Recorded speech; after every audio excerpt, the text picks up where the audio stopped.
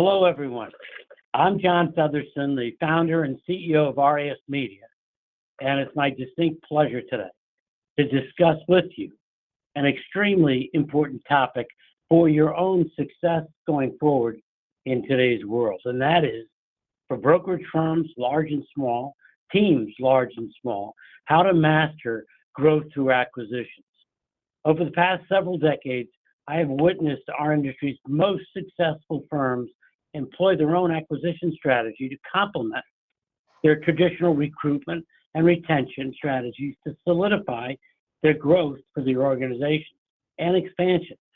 Virtually every leading company in our industry has successfully utilized acquisitions as a catalyst or a springboard, as my good friend Anthony Lamacchia will say, to market dominance or new market expansion. Acquisitions done correctly offer you a way to quickly increase market share, expand geographic reach, and gain a real competitive advantage.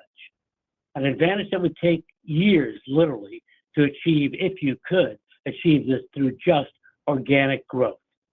Acquisitions can provide immediate access to new agents, clients, and market credibility and market dominance.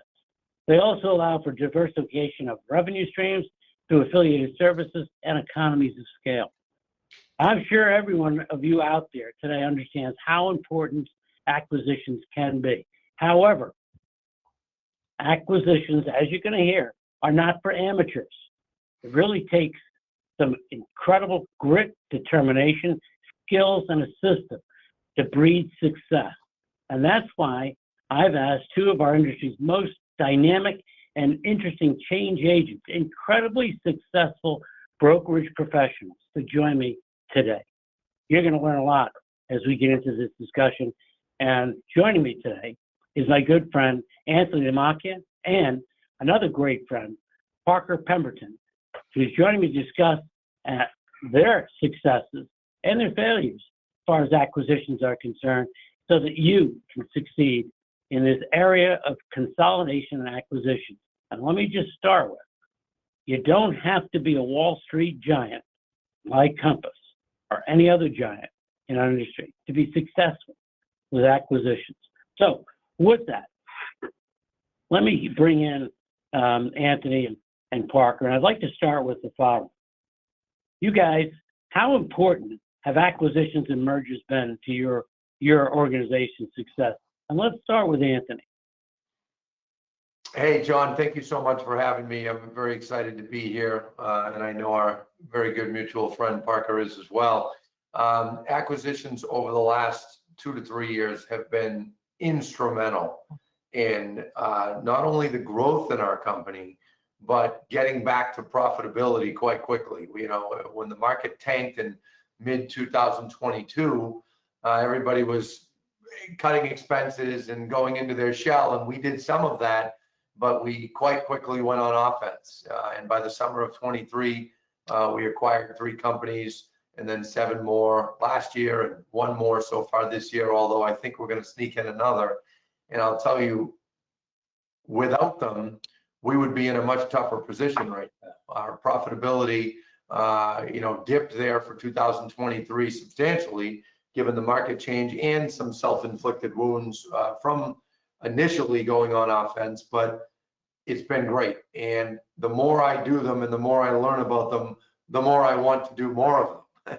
and now I'm starting to target much larger ones. So it's exciting. I can't say enough about it. And I'm, appreciative to sit here with you guys and talk about it and share some of my successes. Let's dive in a little bit there, Anthony, because it's very important to let everyone know that it's not as if you just went to Barnes & Noble and picked up a book on acquisitions and said, oh, good, chapter 3, I just need to do this. I know you. I've sat with you and I've listened to all the challenges you had to face to learn and develop your own system to be successful with this. Tell us a little bit about the grit, the toil, the amount of energy and dollars you had to spend to create the strategy that's working for you now. Yeah, most of it we developed just by trial by fire, and kind of learning things as we went. But I did learn things over the years from some different people. There's a competitor here in my market that I'm a good friend of, and I kind of observed him doing it a bit. I did some 2015, 2020, 2018, but obviously, 11 in 2 years is the most that we've done. And it all starts with building the relationships. You have to get to know your fellow broker owners in your marketplace. And a lot of times what people say to me is, well, what do I say? What do I, and I'm like, all right, step one, just get to know them. Get to know them, be friendly. When there's an issue in a transaction, when one of your agents is, in a screaming match with an agent at another company and it gets escalated and everybody gets heated and you get on the phone, calm everybody down and, get to know that other leader, because it can really work out well. And, that's the first process, is getting to know as many as you can.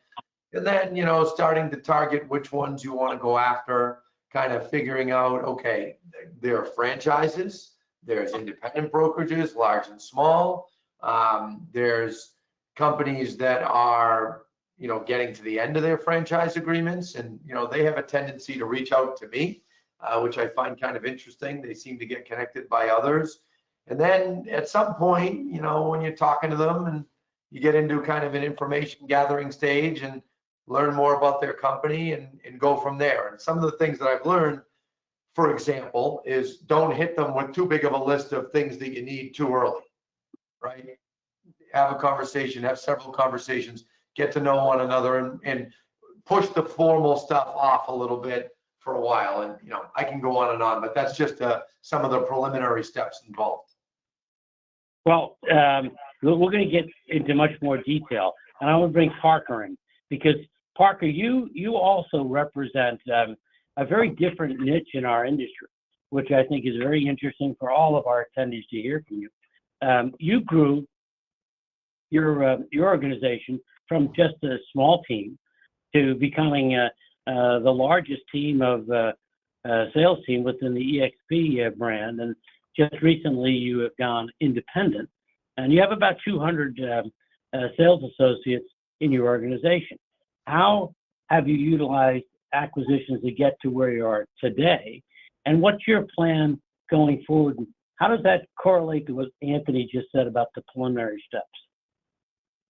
Yeah, and thanks, John, for having me on here. What we've done is truly, it's been 8 years of just head down work, and I want everyone that's listening to just understand that you don't just get into the growth game, or you just get into the acquisitions or the mergers game. Like, you don't just wake up and decide you're just going to all of a sudden start doing it. Like, you have to establish the consistency of being growth minded, of establishing real recruiting systems first, so that your brand is built and your reputation is built in the marketplace, where it becomes attractive to those that may want to be acquired. And for me personally, I mean, I got our team to about 100 agents personally, one off, agent after agent after agent. And I went out and saw Anthony in 2023, and he basically hit me upside the head, and he said, hey, if you want to go to 500 agents, you need to learn about chunky growth. And it was a very impactful couple of days that I spent out there. And then I came home and I said, okay, light bulb moment, 100 agents to get to 200, we're going to have to start picking off some teams. We're going to have to start going after brokerages. And here's the thing, John, a closed mouth doesn't get fed. I believe that wholeheartedly. You have to have the conversations. You have to get in front of people. You have to make it well known that you are in growth mode and you are trying to do these things. So here we are on RISmedia, being interviewed about growth and acquisitions. We've done 7 of them. It's not bad in the last 12 months, and we have a handful in our pipeline that we're working on now. So hopefully that answers. I think that's a good answer. I think for our audience, I mean, think about that. I'm going to repeat what you just said. Closed mouth doesn't get fed. One of the reasons that I'm so enthusiastic about the two of you being here is because you also represent the best in our industry about promoting the success of your individual brand, and how your brands have provided opportunities for the agents that you've brought in organically, but also the opportunity that you've given those that you've acquired. Now, Anthony, I want to go back to you for a second. I know that, November 20th and 21st, I'm going to be in Boston with both of you for a 2-day event on acquisitions and mergers. Now, for every one of of you joining us today, that's a private event. You can get all the information. We'll provide it with you a little bit later in the show here. But it's a ticketed event. But one of the things that you've impressed me with is your system. And I think for those that are on the show today that may want to come November 20th and 21st, but are just here for this hour, let's talk about all of the steps, Anthony, that you have to really go through. And Parker join in, because I've got about 8 or 9 steps that I've heard you both talk about. Let's go through each one. You talked about relationships. You got to find the organizations that are best for you. You talked about courting. Let's go through the other steps, Anthony, and talk about what type of effort and determination is necessary on those other steps. Sure, that's easy, John. And one thing I want to point out, I assume there's mostly broker owners on here, and I just want to say to everyone, I'm to the point now that I have to kick myself in the rear end to say, geez, I got to make some recruiting calls to just singular agents, because the calls that you have with fellow broker owners nowadays, they're much better calls. The fellow broker owners have been humbled like every one of us have in the business. They're not walking around high and mighty like a lot of top agents tend to do. Fellow team leaders, they also sometimes make a statement like, I don't know what to do with my team. I don't know what to do with them. And that goes back to Parker's point that, hey, you need to have some success in your organization to be able to do this and to be able to be an attraction for other leaders in the industry to come over with their agents. But how do you get there? Well, you got to work. You got to make things happen. You got to, provide leads for your agents, provide training, provide services, and do different things. But I will tell you all, absolutely nothing will make that easier for you than that cash register ringing like crazy. And the way to do that is acquiring in chunky growth, which Parker and I have talked about, acquiring groups. So, you go through that courting process, then they say, yeah, what would that look like? Tell me what that would look like. And you mention a little bit of it, right? And then at some point they say, well, yeah, I guess I'm open to, sharing some information. And we say, okay, great. We'll send you a non-disclosure agreement. And I sign a non-disclosure. We send it to them, and we tell them very seriously, and I mean it, hey, this is a two-way street. I don't want people to know we're talking either. So not only for your company, it's a problem if word gets out that you're talking about selling to us, but I don't want people in the realtor public to know. And then if the deal doesn't go through, well, why didn't Lamacchia do it? What happened? So it's a two-way street. We take confidentiality extraordinarily seriously. And then once we get that NDA, we hit them with a list of things. And, the length of it depends on how big of a company it is. If it's a huge company doing a tremendous amount of transactions, we need a lot more information. If it's a small company, hey, tell us how long the agents have been with you. Give us a list of the agents next to their names. Tell us how many years have they been with you. Tell us what split they're at. Tell us, are you charging any marketing fees, transaction fees, et cetera, off the top? We ask some of those questions. We always ask for bank statements, a couple of months of those, a couple of months of escrow and operating accounts. And we start there and we look through it, right? And then there's usually some follow-up questions. One of the things that people have to be really careful for is the language that you use with your coworkers likely is not the identical language with the other leader. They might use some different phrases, and it can make you more apt to run into a situation where you get further down the line, you realize there was a misunderstanding, or you may be apt to say, they lied to me. Well, did they really lie, or did you guys have a misunderstanding? So our head of accounting, her, John, Sarah, she always gets on a Zoom with them, usually alone. And she'll say, okay, I noticed this much went into your account last month, but you said you had this many sales last month, or your total deposits last year was X, but you said this many sales, you said this much sales volume. So there's a little bit of a kind of an information gathering stage and making sure we're right. And then we start talking about a letter of intent. We start talking about, what is it worth to us? In this part, John, I mean, we could spend an hour on this, but one of the things that I want to point out and I've had this conversation with several broker owners, some of them much more seasoned than me, but they've said to me, Anthony, isn't it, 3, 4, 5, 6 times profit depending on the market? Well, these companies I'm talking to, they have no profit. They have no profit. Okay. Well, a lot of companies in the brokerage business in 2023, 24, and heck, some even in 25 have no profit. Okay. They don't. And if I turned my nose up to every company that didn't have profit, we would have half the deals. We would have a third of the deals. And that's a stupid thing to do.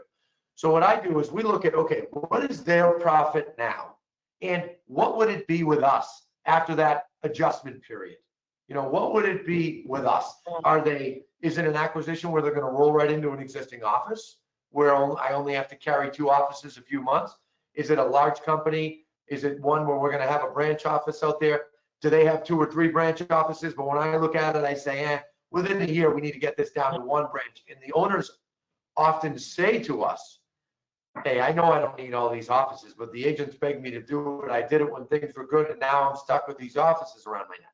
So we get in there, we impress the agents, and we adjust. But what we do is, and that's further, but what we do is we evaluate, what will we make off this? And we look at, what's our company dollar off of this? And we evaluate that. And I'll tell you, I probably shouldn't say this on here because I can almost guarantee some people who I'm talking to about buying are probably watching. But in most deals, not all, I had a couple that I went too high on, but in most deals, in hindsight, based on the success that we've had, I probably could have afforded to pay a little more. And that's probably not something I should say on a public webinar, but I'm being honest. You know how I am, John. I'm very open. Yeah, I get it. What you're talking about is very interesting because each and every deal that I've ever been associated with throughout my 40 some odd years in this industry is unique. And there's no real cookie cutter, but there is a system of developing and capturing the information and seeing how the dynamics could work out for the organization, overlap of offices, the actual culture of the organization that you're looking to acquire versus what you have developed, both of you. And, let's go to Parker for a second. Parker, you're an organization I think everyone in the industry is going to be watching. You're a growth organization. You're going to be going places. And what I see of your organization is you're going to grow organically, but then success is breeding success. So your ability to acquire more than just teams, but actually brokerage firms in your immediate marketplace and where you're going to expand to.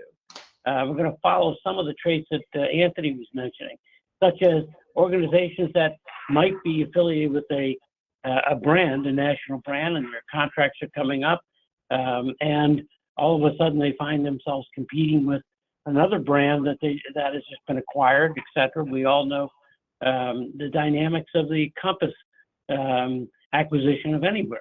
But that's just one segment, a large segment of the marketplace.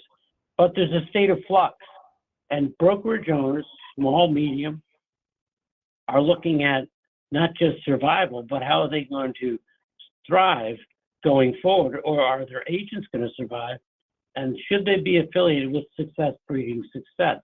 So with that, Parker, when you're going to be looking, and you're looking now at organizations that could fit your model, tell us what you're looking for that complements what Anthony's talking about.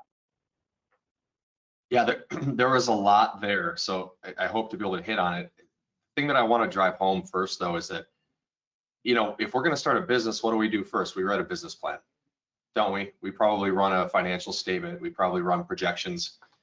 The same thing is true here. We need to know, what is our total addressable market? Who are the potential suitors to be in relationship with at some point where this conversation becomes something that pops up? So I scout. And I spend lots of time scouting brokerages, understanding models, looking at production reports. I run projections to find out what stage of business are they in, what potentially are they bringing in from a profit standpoint, what might their expenses be. And once we understand who those potential candidates might be, then it's a matter of how do we get in front of them. We make our list. We're constantly building our email lists. when we're building that, we're doing local events here. We're inviting them to local events. We're trying to get in front of them for coffees and dinners. We're targeting them on Facebook and social media and YouTube, and it just goes on and on and on. And something that I think Anthony's done really well, that he's taught me, is his press releases. Every time he has a success story, he releases it to the public. And so those other teams and broker owners are seeing that, and they're saying, wow, Anthony's buying. Anthony's making huge moves. And they're saying in the back of their head, I wonder what that would look like for me. And if you've been marketing yourself and you've been treating this like a real business, that phone's going to ring. Anthony gets phone calls that other people don't get because he's just been doing this longer. And I'm starting to experience that myself. So I have a list. You can't see it here. I have Post-its on my desk. I literally have a Parker list of people I've met with. I have an active, and I have a, call it a cold list. I met with an owner of a Coldwell Banker office that is in a 2-year commitment. Can't do anything for 2 years. Well, what are we going to do? We're going to stay in touch. We're going to provide value until that day comes, and we're going to stay in front of them. And hopefully when that day does come, we're going to have that conversation. So that's relationship development, but based on you're looking at your immediate market of opportunity and seeing how you can grow there. What are the opportunities? And again, success breeds success by building, as Anthony says, relationships with those brokerage firms and or large agent teams. Perhaps some of those folks feel as if they're being underutilized, and thus they're not reaching the pinnacles of success they see they could possibly do if affiliated with a growth company. So improving your own internal agent success and promotion has become a lead generator for both of you, and giving you opportunities both in your market and I imagine outside of your market to talk to brokerage firms that aren't ready to close up shop, but they're looking at what's next for them. Is that correct? Yeah, and I just want to add, there is a lot of struggle out there right now, and it's been a tough 3 years. Those owners that are in production, that are the broker, that are wearing 15 different hats, that can't escape the mountain of expenses that they're under. A lot of those people want to have conversations. And if you are good at recognizing where they might be at in their journey, and you can run a financial projection on it, it really gives you a targeted list of those type of people that might be best to reach out to. Teams. So with that, I want to stop for a second and then keep going. So one of the key points that Anthony always brings up is understanding and obtaining the financial information so you can digest where they are in their journey. Okay, and by looking at it, getting fresh eyes of an acquirer to look at the agent team or the brokerage firm, and trying to assess how do they fit, how would they or how could they fit into our organization, and how can we improve their results if we're able to acquire them and maintain the activity that they do, the transactions that they do. By bringing them on board, we would be more successful financially or less by acquiring them and reducing overhead. So getting a real good identifiers of how they're actually doing financially is important early on in the process. Am I wrong? It certainly is very important, and I can tell you that as I look at, like I said, we bought 11 in 2 years. Well, I've looked at about 30 and been approached by even more. I'm getting to the point. I'm not there yet. I wouldn't consider myself, a perfect expert, but I'm getting to the point that I can tell and I can guess within 5% of where the splits are going to be at other companies when I ask for it. And the reason is people that went into business in the last 5 or 8 years, especially the younger broker owners, they have splits all out of whack. They're paying people way too much money. They're not keeping enough company dollar. So those companies I'm not as interested in, nor is any acquirer. But the older companies, that, 30 to 50 years in the business, 60 years in the business, they tend to really have their splits in line and actually financially have the place under control. So when you do those kinds of acquisitions, those types of agents, they really are appreciative of all we have to offer, because we tend to go in and say, look, your splits are fine. We'll leave them alone. If their splits are way out of whack, we say, look, we'll leave them alone for 2 years. And at the 2-year mark, we have to talk about getting them consistent with the rest of our company. But don't worry about that for now. Most of them are fine with that. More than 9 times out of 10, they're fine with that. But I'll tell you, based on type of company, I'm now getting better at predicting what the splits are going to be at before I even get the list. I can just tell by talking to the broker owner on the phone. I can tell if they've got the place in order, and oftentimes they do, John, financially, as far as the splits per agent, but they don't have enough agents. They don't have enough scale. They've lost their stride with recruiting. And in some cases, I'll tell you, I've had some companies, I don't know why we can't recruit it. I'm sitting in their conference room and I'm looking around and there's cobwebs everywhere. And, the signage looks like it hasn't been updated in 20 years. Well, that has an impact. We buy a company, we leave it alone for about 90 days. And then we go in and we Lamacchia the whole place. Logos and branding and painting the walls pristine, brand new furniture. I mean, I bought more furniture in the last 2 years than a national furniture chain, is how I feel. Okay, we're buying furniture all the time, but I'm fine with it, because in those good locations, okay, and I'll tell you, a lot of these old time companies, they've got good locations. I'm sitting in one right now. You both have been here and you've seen how here on Main Street, we have a great location. You get those good locations, you bring in some newer ways of doing things. You make the office fresh again. You recruit some new people in along with the existing agents that have been at it 20, 30, 40 years who have the listings. With the older companies, with the owners that have been at it a long time, they have the listings. That's who I want to acquire. So if any of you are listening, please call me. We get them in, then we bring in a lot of fresh, newer agents through our recruiting and so on, and the office takes off and it's a big success. And I'll tell you something. Part of the reason I'm able to say, hey, in most cases, I probably could have paid more, is we're beating projections in most cases, not every case. So both of you, and I'm glad you brought that up, Anthony, because it's very important. And it goes back to the very beginning of what we were just discussing today. Success breeds success. There's a reason why both of you are fielding calls from teams or brokerage firms that have an interest in discussing an acquisition. First of all, there's no Wall Street shark interested right now in acquiring hundreds or thousands of small brokerage firms to roll them up. So there's not a lot of people knocking on their door to have them join their organization. So success breeds success, but also one of the things I found with both of your firms is your dedication to the people that are part of the organization. And that kind of transcends your existing company. So training, you're investing in your agent's success. And how much does that play into the story when you're talking to, when you're building the relationship, right? That's step number one you talked about, Anthony, was building the relationship with the organizations that you're targeting. Same thing, Parker.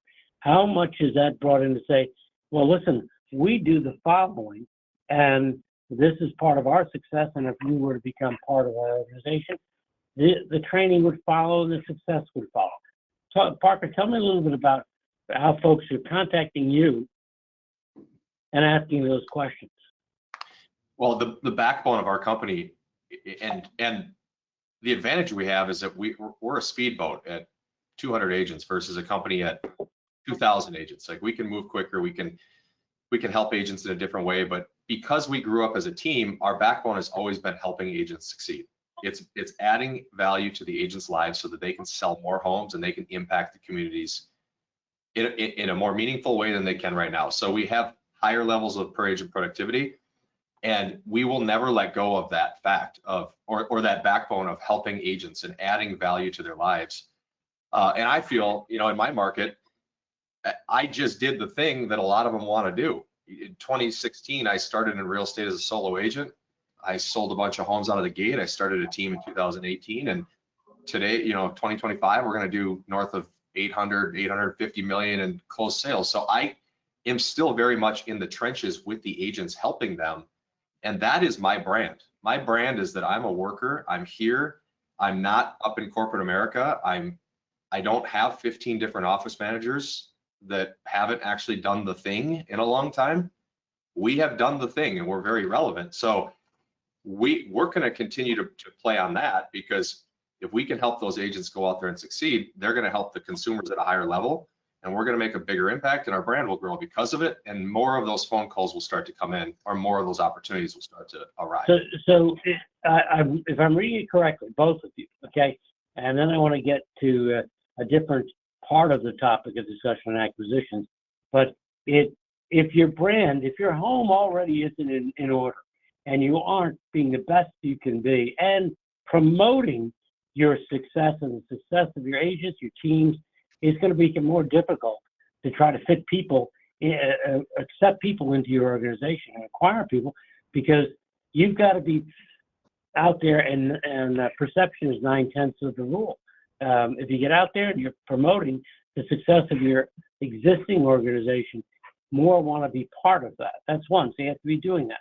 Now let's talk about when you get down the road, and we've talked briefly about relationships and courting and obtaining financial information, and, you know, diving deeper on the financial side, which is very important. We could spend 3 hours, which we will in November on that. Let's talk about the letter of intent. Okay, at what point and how do you breach that subject and get a letter of intent in dialogue, so you can get to what type of acquisition is this? Is it an asset purchase acquisition? What is it? Anthony, want to tackle that? Yeah, good, very good questions. And you know, we have what's called a non-binding letter of intent. But here's what's funny: only one time we've had it signed and the deal didn't work out, and that was because it died like within 4 days. There was something that came up. When people sign that letter of intent, they're doing the deal. And when owners turn their financials over to you, they want to hear at that point what you're willing to pay them. They've crossed the line of curiosity to, all right, I actually want to find out, what will this company pay me? So once they give you the financial information, they're waiting on you essentially for a letter of intent. And like I said, we evaluate many different things. We say, okay, are they profitable now? And you got to look at different factors. Are they profitable as a company, or are they profitable because the owner sells 100 homes a year, right? If the owner sells 100 homes a year and doesn't take a split, well, that's it. Without that owner, they're not profitable. So we have to look at those variables. We also have to look at, are they paying some sort of marketing fee or franchise fee off the top to someone else, because that would come to us. So we factor that in, right? And then we look at how would this be profitable for us in year 2? Year 1, I don't care if I lose money year 1. We can afford it. And you know, with furniture and fixing the office up and letting the agents keep their splits the same, at least for the first year, even if it's a company that the splits tend to be a bit higher, that's okay. But year 2, year 3, year 4, so we lay out each year with rough estimations. And we say, okay, how long till we can make this profitable? How long can we until we can make the money back? And then we get to, all right, let's figure out what we're going to offer. And our offer price, our offer amount is usually, in most cases, what I do is I don't do a set number offer. I do a certain amount of money down, which is anywhere from 10% to 30% of what I think it's worth. And then I say, hey, we'll give you 20 or 30 or 40% of company dollar for 2 years or 3 years or 4 years, whatever the situation. Sometimes we get an owner who's, I mean, everybody always says they want more money up front, but they say that at first. And then when you say, okay, well, we're in a slow market, so do you want me to give you more up front and then only make it a 2-year payout, or do you want a 3rd and 4th year so you can take advantage of when the market improves? Oh, okay, right? So then we give them that choice of which way they want to go about it. And also, it's not totally their choice. You know, if I'm nervous about the company, or if I'm nervous about the grip or lack of grip that the owner may have on the agents, I won't put as much down. I'll stick closer to 10% or 20. If I know that it's a broker owner that's been in business 30 years, 40 years, you know, they're 70 years old, they've had the same agents with them for 20 to 30 years, they're not losing those agents. We're not going to do anything stupid enough to go in and lose those agents. So I know they're going to hold those agents, and those deals, I'm willing to put more money down. And then we write it all up. And of course, there's some, you know, safety mechanisms in there. God forbid half the agents walked out or something. Well, then the payments change. If someone gets real crazy with how much money they want down, I'll say, okay, I'm not increasing my down payment the day before we meet the agent, but 90 days later, as long as 90% of the sales volume remains, I'll give you another 20 grand or 30 grand or whatever it may be. So I'll kind of do a 2-step down payment, right? And then we pay quarterly thereafter. And I'll tell you, it works out well. So we pay every quarter, and we pay earnouts. So this month, we're paying monster. I mean, we have some earnout payments this month, John, hundreds of thousands of dollars for some companies. For Q3, they're getting paid by the 31st of this month. I actually think they're getting paid next week. We're just confirming them. And this is money that those owners are taking, not as earned income, but as capital gains income. So their tax bracket is 15 or 20% as opposed to earned income when it's 30 or 40. Even without that, many of them are making more money having sold the company to us than if they kept the company based on what they were making, which in many cases was nothing. The other thing I got to answer is your question about, is it an all assets purchase, or are we just, you know, taking just the agents? In most cases, we say, hey, listen, if you want to keep your company name and we pay your company for your sales, fine.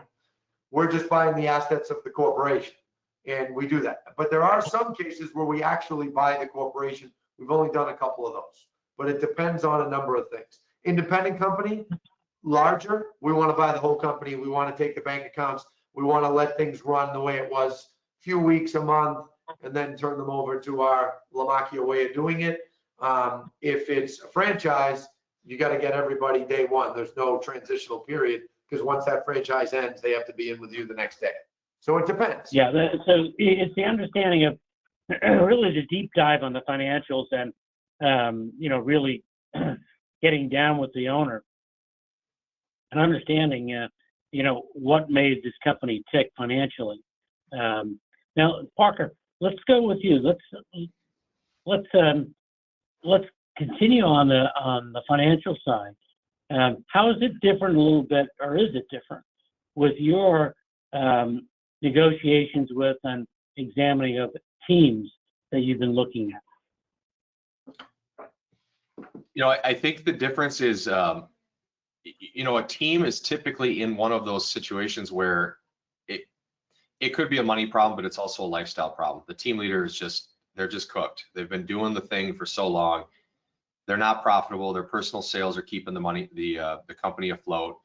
They're wearing all the hats. And I know we're talking a lot about the financials here, but almost every one of them that we've completed with teams, really the biggest thing is the weight off the shoulders. To go back to like actually being able to have dinner with your family and not carrying that stress around with you all the time is worth more than money sometimes. So I always try to look for that other angle of what other pain are they feeling and how can I help alleviate that.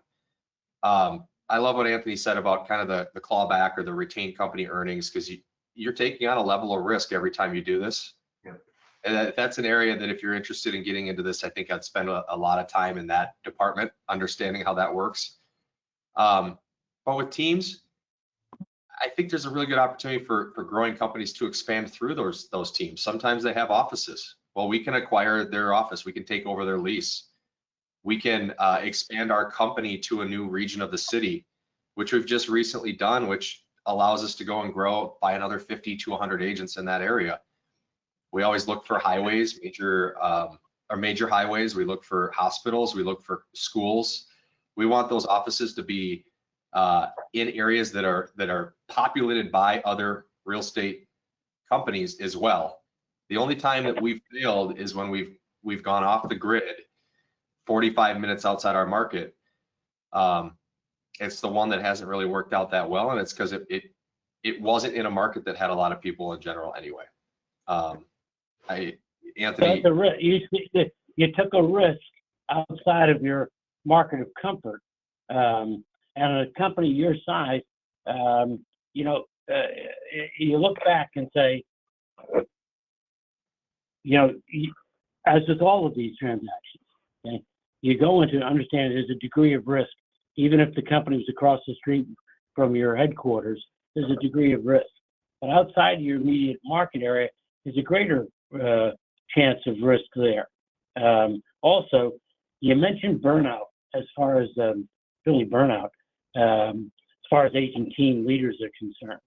You do take, I believe, the ones that we've covered and written about, the agent team leader who's done phenomenal numbers for a period of time, but when they're coming to an organization like either one of yours or any of the people that have tuned in, many of them have reached a saturation point in their professional lives, and want to be part of a growth organization with a lot less responsibilities. But you need to define what they're going to bring into the organization, and not just be, it could be a deterrent to allow that person or that team in to your organization. Let's talk a little bit more about the risk, because I think we've got some time left here, but it's not all a bowl of ice creams and cherries as far as acquisitions are concerned. Unfortunately, we've all three of us have seen, and I've seen over the last 40-something years, many acquisitions that just didn't pan out. Okay, and that's one of the reasons I was so anxious to get the two of you on, and then hopefully on the 20th and 21st in Boston, to sit down and say, hey, there's opportunities, tremendous opportunities out there, but unless you have a system to follow and you have all the right questions and getting all the answers and digesting it the proper way, it's a tremendous risk for any organization to add an organization into your company. However, I also want to point out that some of the greatest deals I've seen in my career have been the minnow swallowing the whale. Okay, and it's been, when I say minnow, smaller companies that have a couple hundred agents that swallowed the big behemoth that had 600 or 700 agents. And why? Because there was a degree of burnout. There was a degree of complacency. They had missed opportunities to grow their organizations organically, and they saw the minnow as their path forward. So let's talk about those risks, rewards. Where do you two see with the marketplace the way it is right now? Are there tremendous risks in acquiring larger firms or mid-sized firms, or is it just could boil down to the degree of success and integrity of the firm you're going after? Well, John, nothing is more important than the retention of the existing agents. The risk lies in not retaining. And I had one deal where we lost like half the agents. And with the benefit of hindsight, when I look back, I know the components with that particular company that should have turned me away. But I'll tell you, even though it didn't go great, I still might have done the deal. We got enough good agents out of it, and we put them together in another office with other good agents that it's working. But the risk is in the retention. And when you go in there that first day, which we need to spend a little time on, is like the meeting the agents and all that. When you go in that first day, you got to put your pride aside. And you have to understand that to them, this is a big deal. To them, this is, oh my God, a decision just got made for me. I didn't make the decision. The owner made the decision. Now, when it's an agent that's with an owner for 30, 40 years, you're fine, because they're going to say, well, I didn't make the decision, but I've been with him 30 years. If this is what he says, it's fine. If it's 10 years or under, I didn't make the decision. I want to be able to make the decision. So if it's a young company with splits that are way too high, that's a red flag. We're much less interested in those deals. And any other experienced buyer is as well. So that's where the risk lies, is in the retention. But that process of preparing for the day you're going to meet the agents, I mean, John, that's several weeks, several meetings. We acquired a company in the north. If people go on a map right now in Massachusetts, you look in the northern right-hand corner of Massachusetts, Newburyport and Amesbury up on the water. Yeah. And Seacoast Town. We acquired that company. They had 6 owners, 45 agents. We acquired them 11 months ago. And we had about a meeting a week at our headquarters, which was an hour from there. They came to us, all 6 of them. Talk about a dedicated group. We had a 2 to 3 hour meeting for probably 4 or 5 weeks. And let me tell you guys, it paid dividends. We knew more about their company. They knew more about ours.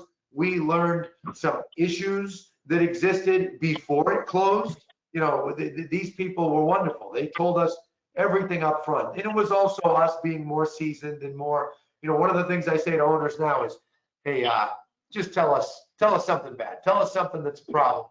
And don't let us find out later. Tell us right now. And it kind of gets them to put their guard down to realize, you know, you want them to say to themselves, okay, they know we have a couple problems. And then they'll tell you, this agent over here causes trouble. And this agent over there threatened me 3 years ago and said they'd leave. So I gave them this crazy high split. Okay, tell me what's going on. And then you learn. And that execution of closing the acquisition is so important. Meeting the agents. You need to meet those agents within 20 minutes of the owner telling them. You need to walk in that room and meet them. Then you talk about the company, you take some questions, you spend maybe 40 minutes, then you bring lunch in. Hey, let's get lunch, or hey, let's have drinks, whatever time of day it is, right? Then you talk a little more, and then you need to hand them a schedule. Not, oh, we'll be in touch next Tuesday. No. Because every competitor out there is calling those agents, telling them bad things about you. You need to hand them a schedule of trainings and onboarding and presentations and social events for the next 3 or 4 weeks. And you got to hand it to them right there.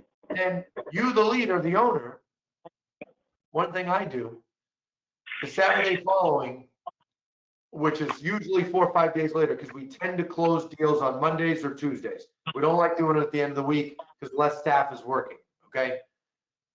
On Saturday, 3, 4, 5 days after, I literally call the top 50% of the company. I call them on the phone. How are you? How are things so far? How's it been going with our staff? And I can't tell you guys how much that small little gesture matters to these people. It's like, you would think I'm someone big and important the way they react to me calling. It's crazy. So I call, how you doing? What's going on? Hey, I heard you're having surgery next week. I heard you're going on vacation. Good for you. Anything we need to know about your deals that we can cover? Because I have little notes. And we get the information about the agents during the preparation. So one of our managers, Michael Morgan, he puts together a picture, a name, phone number, email, in 2-3 sentences about every agent. And then when I call, I look at those and I make the calls. And then they're connected on social media, et cetera. I can go on and on. If it's in market, it's easier because they already know who I am. Even if they're out of market, most know of me now, but not always. We bought a company in July in Providence. Every agent in the office like, I don't know. And that's never happened to me. And I was like, okay, this is humbling, right? I guess I got to advertise. But we got them in. Everybody stayed. Every single agent stayed. They're selling. They're nice people.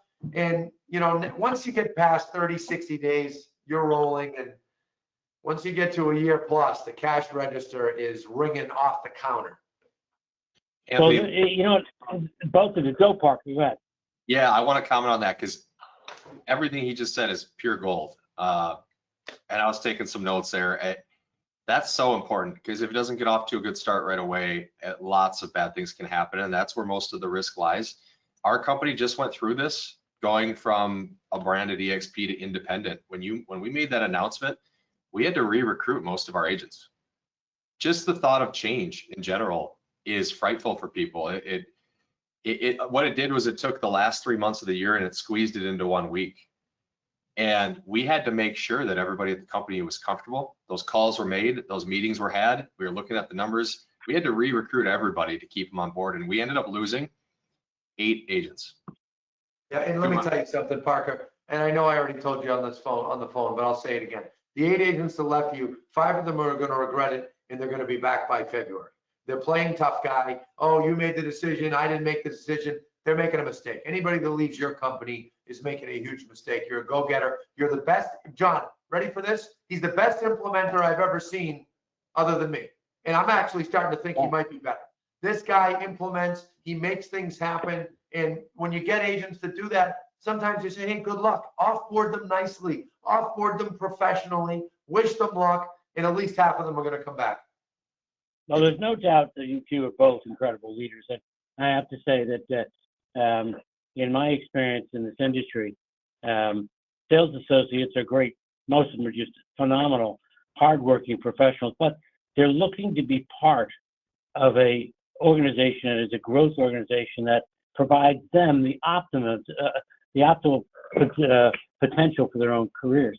I've got a question that came in from one of our attendees, and you addressed a little bit of this, but when a company is not profitable, which is the case of most companies, Anthony, you brought this up earlier, what formula are you using to set a value, or is there a set formula? I know you talked a little bit about the both of you. Want to tackle that?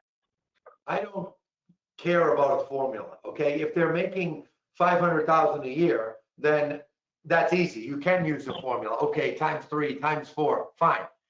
But if they're unprofitable, what the hell formula do you do? I mean, 4 times nothing is nothing. So you have to look at it and say, how profitable can I make this for me? How much company dollar can I pull out of this company in the first 12 months, and then the next 12 months, and then the 36 months, 24 to 36, and so on. And then you got to evaluate, okay, well, I'm going to add, I mean, when you buy companies in this business, you are acquiring profit. That is what you're doing. George Slusher, great guy. He's helped me years back with acquisitions and valuations, and he wrote a book, Acquiring Profit. That's what you're doing. So you got to look at it. Okay, am I going to pick up 100,000 a year here?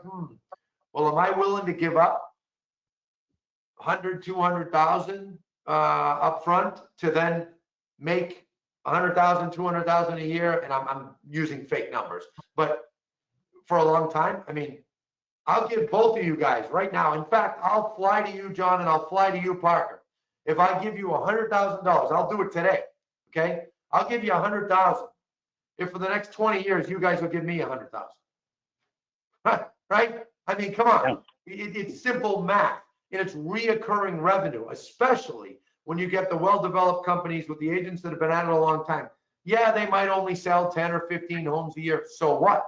You get 10 of them that are selling 10 or 15 a year, and then you get 10 more, and you get 10 more. That's reoccurring revenue into your company. And one of the big things that Parker did better than the majority of team leaders out there is Parker made sure to not get his company too addicted to leads.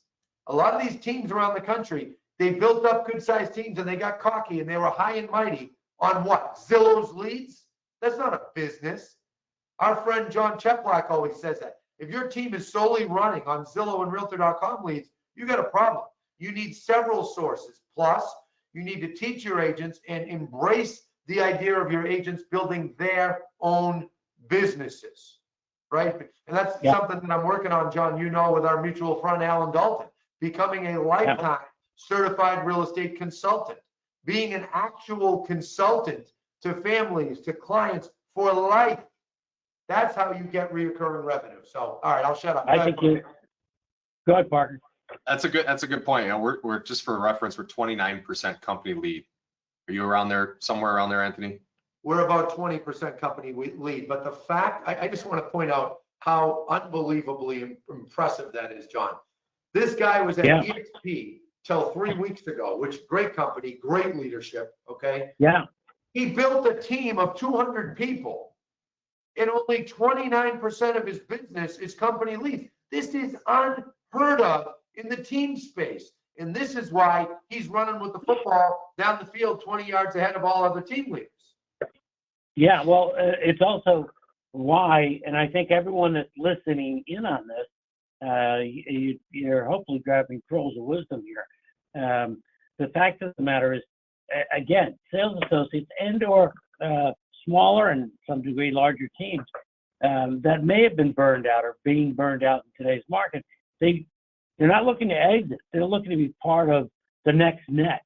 I think you guys have just illustrated that, being part of a winning team. Now, another question, again, on the financial side. Do you ever use EBITDA as an evaluator of the brokerage firm? And if so, what, again, multiplier? 3 to 5, depending on the deal and depending on the market, depending how much I want the deal, depending on where it is geographically, depending how impressed I am with the leadership, if they're going to be with me long-term and help me grow in that market, or if they're going to just turn it over to me and go the other way. All those factors play into how much, what multiple I'm willing to use. The 3 to 5, I'd say, is most common. You really only hear of 6 when it's a, great market. I haven't done that. With most that, of them aren't go even ahead, worth Parker. Yeah. it, unless they're coming with mortgage and title companies or insurance companies. You're not getting 5 times. I mean, Correct.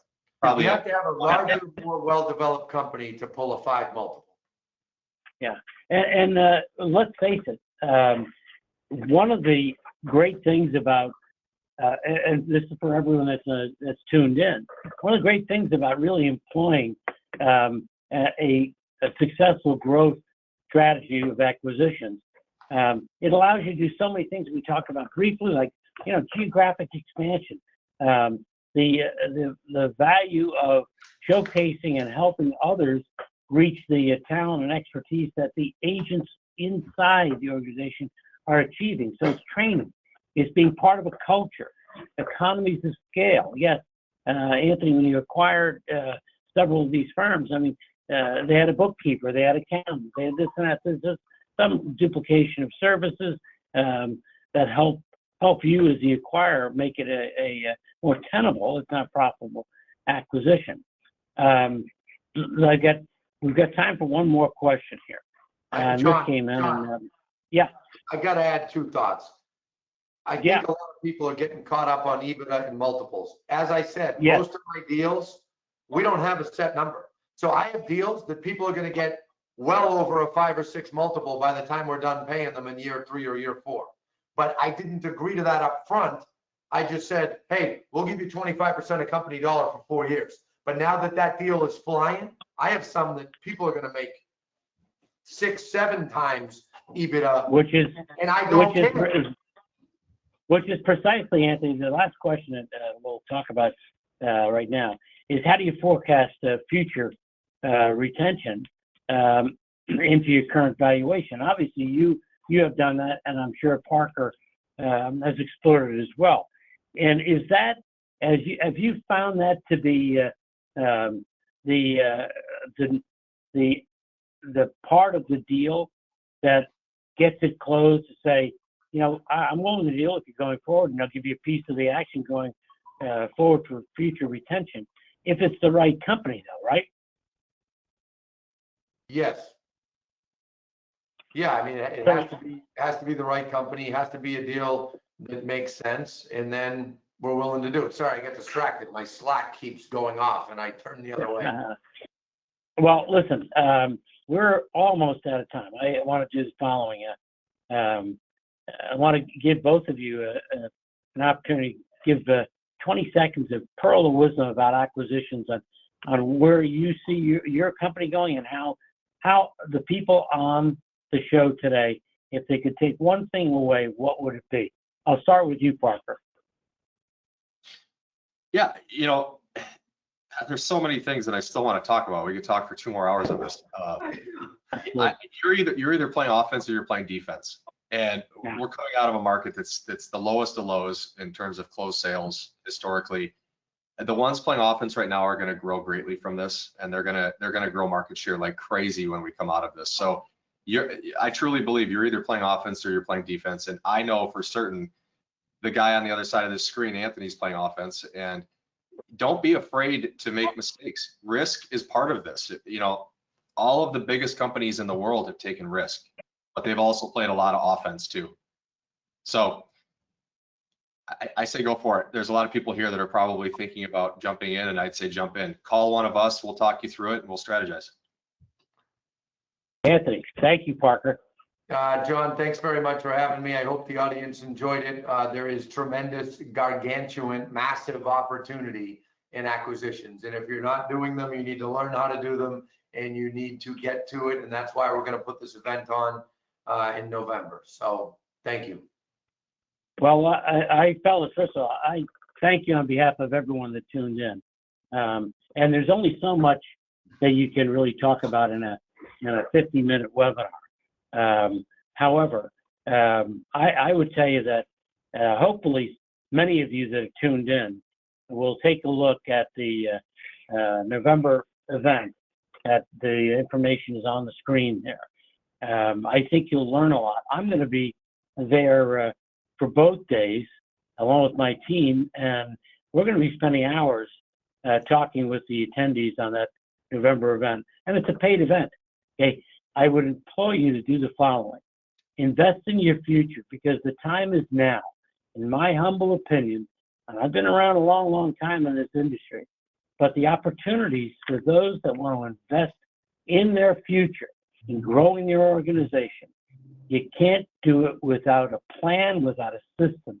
And you can't develop your own acquisition system in a vacuum. I think getting the best advice from Parker, from Anthony, and others about how to do this properly will allow you to step forward and make not just the end of 2025, but going into 2026, your year of substantial growth. So with that, I hope you've enjoyed this. I've enjoyed it. I've learned a lot. And I want to thank again Parker and Anthony, two incredible guys, and thank all of you for tuning in. It's been my pleasure. And thanks for watching and continue reading RIS Media. Thank you, everyone. Thank you, John. Thanks, John. See you guys. Thank you, guys.